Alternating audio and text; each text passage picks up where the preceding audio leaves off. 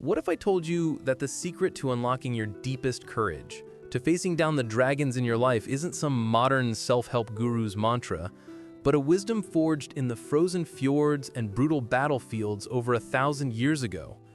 What if the key to being truly fearless wasn't about suppressing fear, but about understanding it in a way we've completely forgotten? You see, when we think of Vikings, we picture hulking warriors, axes gleaming, charging into impossible odds without a second thought. We imagine them as genetically predisposed to bravery, a breed apart. But that's a myth, a dangerous myth, because it prevents us from seeing the profound, practical lessons their lives offer us today. They weren't born without fear, they simply had a completely different relationship with it. Consider this: the average Viking wasn't just a warrior. They were farmers, traders, explorers. They lived in a world where a bad harvest meant starvation, a stormy sea meant death, and every journey was a gamble. Their bravery wasn't reserved for the battlefield, it was woven into the fabric of their daily existence. So how did they cultivate such an unshakable inner fortitude in the face of constant peril? It boils down to three core principles that have been lost in our modern, comfort-driven world. The first principle might surprise you because it has nothing to do with physical strength. It's about accepting fate. The Vikings called it word, not a passive resignation, but an active understanding that some things are beyond our control. This wasn't about giving up. It was about pouring all their energy into what could be controlled, knowing that the outcome ultimately belonged to the threads of fate. Imagine sailing into an unknown storm.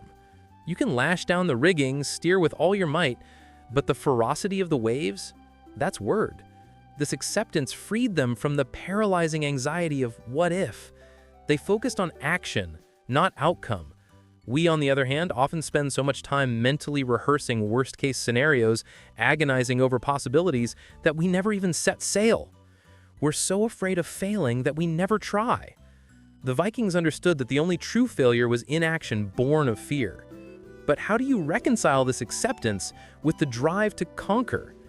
That leads us to the second principle. The second principle is the pursuit of digd, personal virtue and excellence.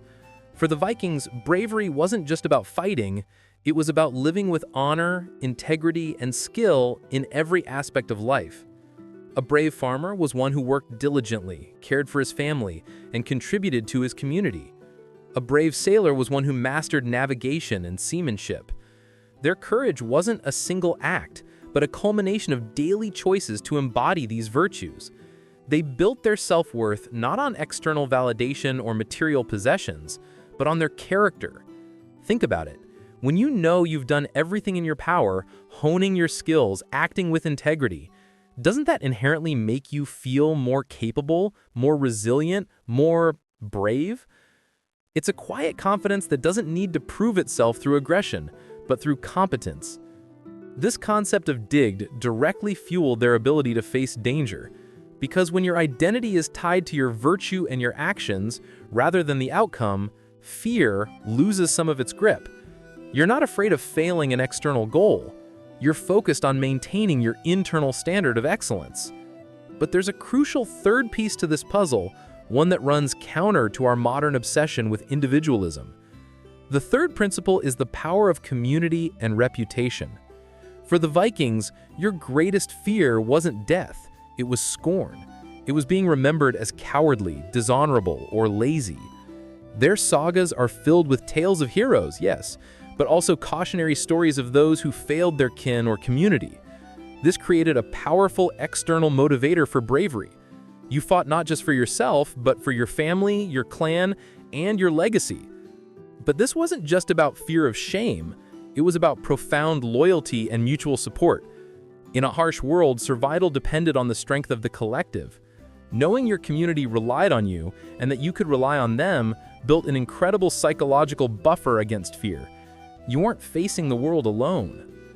Imagine standing on a battlefield, the roar of your shield brothers beside you, the knowledge that your actions would be remembered and spoken of for generations. Doesn't that transform individual terror into collective resolve? So, how do we apply these ancient principles to our lives today? We may not be raiding distant shores, but we face our own modern battles. Career changes, difficult conversations, health challenges, starting a new venture. The dragons are different, but the underlying fear is the same. First, practice acceptance of fate in areas beyond your control. Stop agonizing over the inevitable or the unchangeable. Focus your energy on what you can influence. Second, cultivate digged. What virtues do you value? How can you embody excellence in your daily tasks, your relationships, your personal growth? Strive for competence, integrity, and honor in everything you do. This builds genuine self-respect that external fears struggle to penetrate. It's about being a person of substance, not just someone chasing superficial wins. And finally, reconnect with your community. Invest in your relationships. Understand that true strength often comes from shared purpose and mutual support. Your bravery can inspire others, and their presence can bolster yours. The Vikings didn't banish fear, they transmuted it. They understood that courage wasn't the absence of fear, but the triumph over it, day after day, not just for themselves, but for something greater. That's a legacy worth embracing. Do you have a strategy for becoming brave? Let us know in the comments, and make sure to like and subscribe for more.